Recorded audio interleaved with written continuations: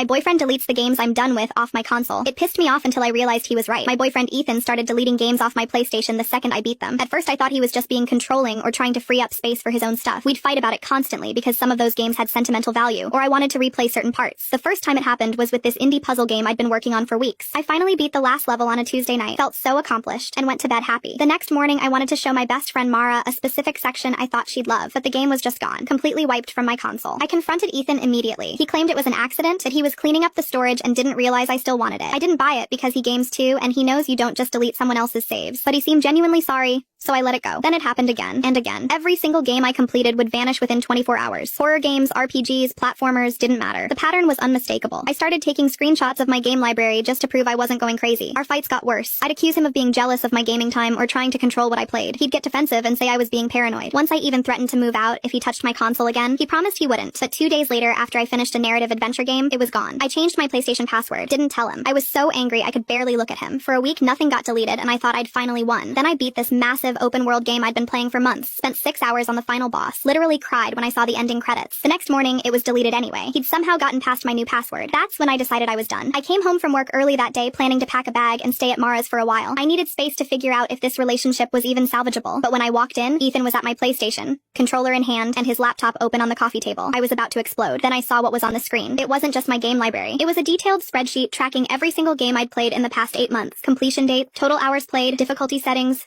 everything. But what made my blood run cold were the notes in the far right column. Gave up on puzzle sections faster than usual. Needed hints for basic mechanics. Didn't laugh at any of the comedy dialogue. Seemed frustrated by simple jokes. Completed entire 40-hour campaign without discussing it once. Used to talk about games constantly. Died repeatedly on easy combat encounters. Reaction time noticeably slower. Finished game but couldn't remember character names the next day. The notes went back months. He'd been documenting everything. Analyzing patterns I didn't even know existed. I demanded to know what the hell he was doing. He jumped when he heard my voice. Quickly tried to close the laptop, but I'd already seen enough. His hands were shaking as he set down the controller. He took a long breath and said something that made my world stop. Your mom had early onset Alzheimer's. You told me she was diagnosed at 29. You're 28 now. I felt like I'd been punched in the stomach. He opened a folder on his desktop. Inside were dozens of medical journals, research papers about early cognitive decline, forum posts from Alzheimer's support groups. He'd been studying this for months. These are the exact patterns her doctors told me to watch for, he said, his voice breaking. Changes in problem-solving abilities, loss of enjoyment in hobbies, social withdrawal, memory inconsistencies, decreased reaction time. I've been tracking everything because I needed to know if I was just being paranoid or if something was really wrong. He showed me comparison charts. My average completion time for puzzle games had increased by 40%. I'd stopped sharing gaming experiences with friends completely. My character death rate had tripled even on easier difficulty settings. Patterns I'd never noticed because they happened so gradually. I thought I was helping you not get attached, he said, tears streaming. He'd been preparing for the worst, researching care, joining support groups, learning about early intervention. 3 weeks later, the neurologist confirmed it. Early stage cognitive decline, same markers my mom had. I was 28.